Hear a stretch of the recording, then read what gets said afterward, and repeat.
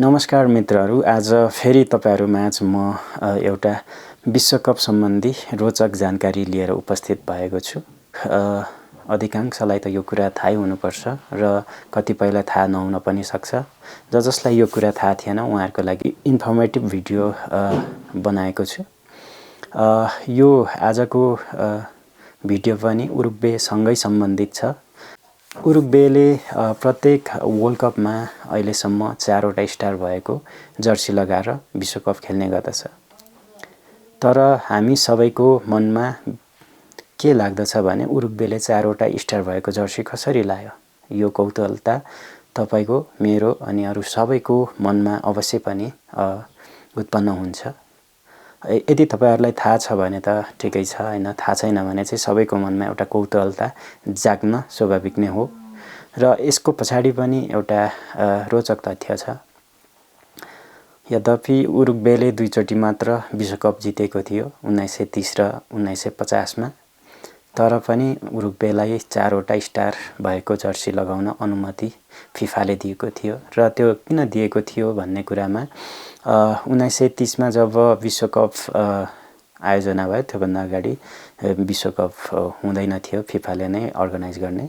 त्योभन्दा पहिला ओलम्पिक खेलमा मात्र विश्वस्तरीय फुटबल टुर्नामेन्टहरु अर्गनाइज हुने गर्दथ्यो।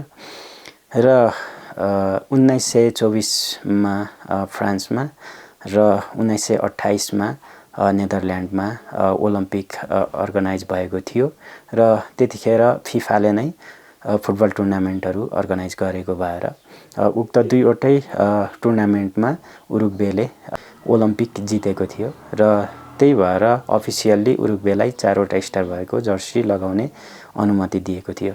र यो विषय धेरै नै डिबेट्स भएको थियो। उरुग्वेले 4 वटा स्टार भएको जर्सी किन लगायो, यसरी लगाउन पाउँदैन भन्ने धेरै नै डिबेट भएको थियो। पछि गएर 2021 मा चाहिँ एकदमै यो डिबेट चाहिँ धेरै चुलिएर गयो र उरुग्वेलाई जब 2022 मा कतारमा चाहिँ वर्ल्ड कप अर्गनाइज हुनुभन्दा अगाडि यो वर्ल्ड कपमा चाहिँ उरुग्वेलाई 2 वटा स्टार चाहिँ निकाल्नको लागि अहिले चाहिँ नै निर्णय गरेको थियो। तर पछि गएर उरुग्वेले यो कुरालाई अस्वीकार गरिसकेपछि, पछि डकुमेन्टहरु भेरिफाइड गरिसकेपछि पुनः उरुग्वेलाई फिफाले 4 वटा स्टार भएको जर्सी लगाउन अनुमति दिएको थियो।